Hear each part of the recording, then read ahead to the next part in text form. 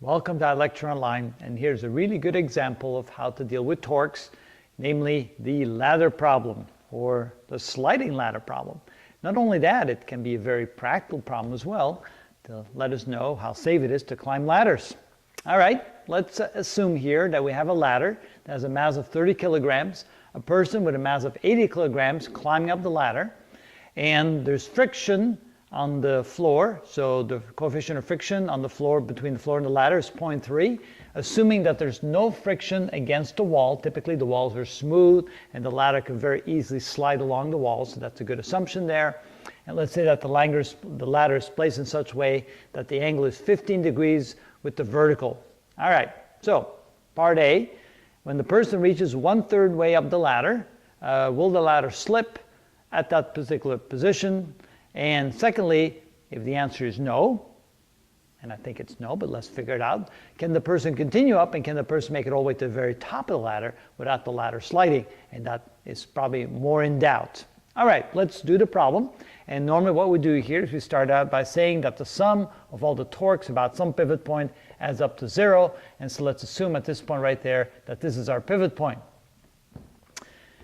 Okay, let's try to find all the forces acting on the ladder. So we have the force of gravity pulling the person down this way. All right, so that would be the big mg, like so. Then we have the mass of the ladder, which acts through the center mass coming this way, and so that would be little mg. Then we have the floor pushing back. That would be the normal force, like so, the floor pushing back. And then, of course, there will be a friction force of the floor pushing back against the ladder in this direction. That would be the force friction, which is equal to the normal force times mu. And let's call this mu sub 1. Let's call this mu sub 2. So we're talking about the right mu. That would be mu sub 1 here. All right, and then there's one more force. We have the ladder pushing against the wall pushing back. And then since there's no friction, that force has to act perpendicular, and so let's call that force of the wall. Now, notice here that there are three forces in the vertical direction. The weight of the ladder, the weight of the person, they both act downward, and then we have the normal force pushing upward. And of course, those three forces must add up to 0, which means that the normal force is equal to both the weight of the ladder and the weight of the person. All right? Secondly, we have two forces in the horizontal direction. We have the friction force pushing to the right, keeping the ladder from sliding, and then we have the force on the wall pushing this way. And you can see that if the force of the wall is greater than the friction force down there, the ladder will begin to slide. So what we need to do here is find out what the friction force is, which is simply finding the normal force, multiply that times mu. And then we need to find out what the force is of the wall against the ladder. For that, we'll have to use this equation right here. For the first part, we really don't to find the normal force, because here we can simply use the sum of the force in the y direction must add up to 0. So let's start with that one. So for part A, we can say that the sum of the forces in the y direction must add up to 0. And so we have the two negative forces, which is equal to minus mg and minus little mg. So those are the two forces caused by gravity acting downward. And then we have the normal force pushing upward. Which means if I then rearrange the equation, we can say that the normal force is equal to big mg plus little mg. And so that is equal to the big mg is 80 kilograms times 9.8 meters per second squared,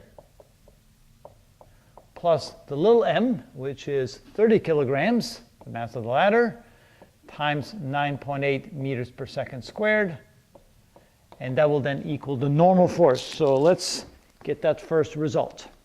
So that gives us a total of 110 times 9.8 equals 1,078 newtons. All right, so the second thing we can do now is, now that we know the normal force, we can figure out the friction between the ladder and the floor. So force friction, which is equal to the normal force times mu, and then we call that mu sub 1. So it's equal to 1,078 newtons, multiplied times 0.3. So if we multiply times 0.3 equals, and we get 323.4 newtons of friction force keeping the ladder from sliding. So is that enough to keep the ladder from sliding when the person on the ladder is 1/3 the way up the ladder? All right. So to do that then is we now have to use this part of the equation to figure out what the force is over there, and what we're going to do is we're going to pick the pivot point right there. Okay, so if we pick the pivot point right there, we don't have to worry about the normal force because that goes right through the pivot point, and we don't have to worry about the friction force because that goes through the pivot point as well, and so the distance from the line of action, the force to the pivot point will be 0, so no torques. So the only force we have to worry about is the big mg, the small mg, and the force of the wall on the ladder. All right, so 0 equals, again, let's remember that clockwise torque is positive, counterclockwise torque is negative. Again, that's the way I do it. You can do it the other way around, makes no difference.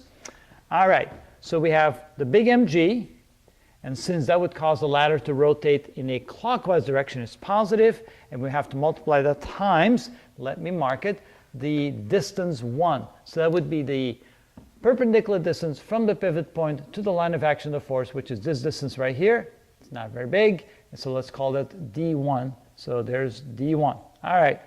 Now, we have the second mg, also clockwise torque, and now we have to know the distance from this point to this point, which is this distance right here. Let's call that d2.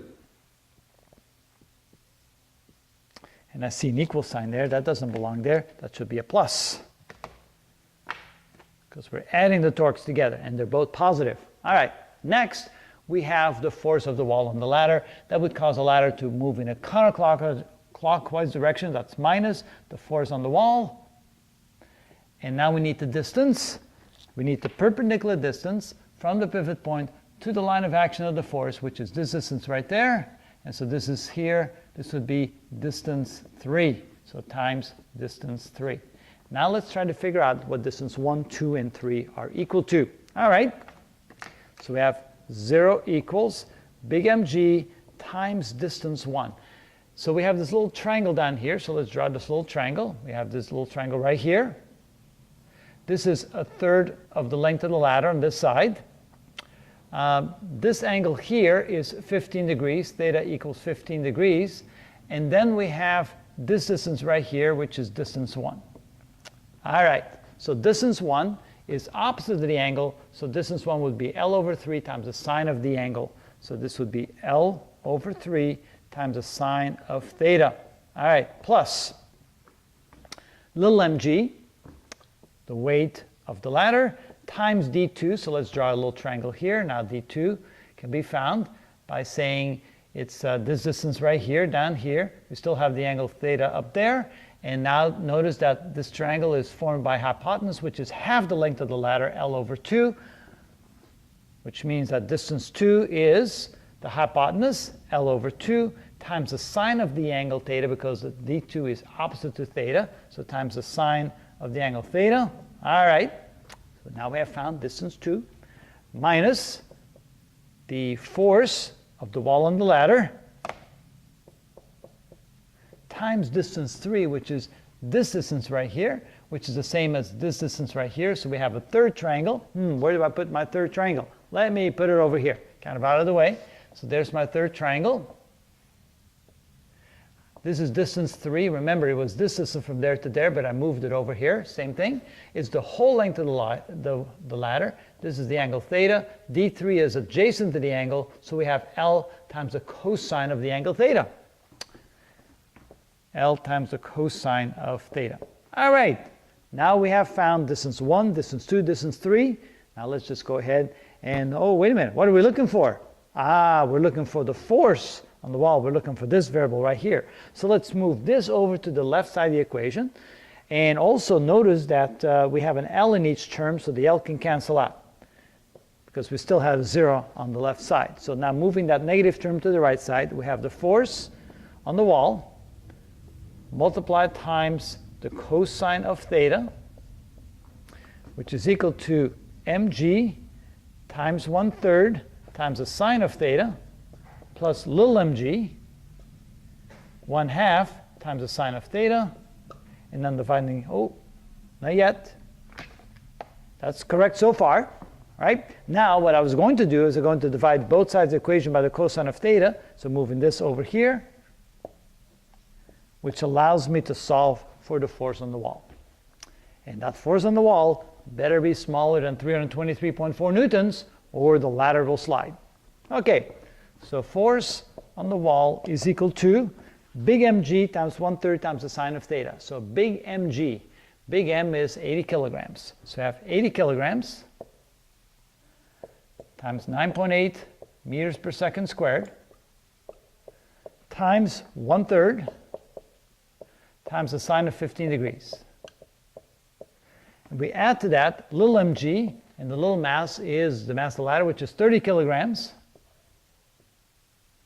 times 9.8 meters per second squared times 1/2 times the sine of 15 degrees, and take the whole thing and divide it by the cosine of 15 degrees. All right. Let's find out what it is equal to. So this is my calculator. So we have 80 times 1/3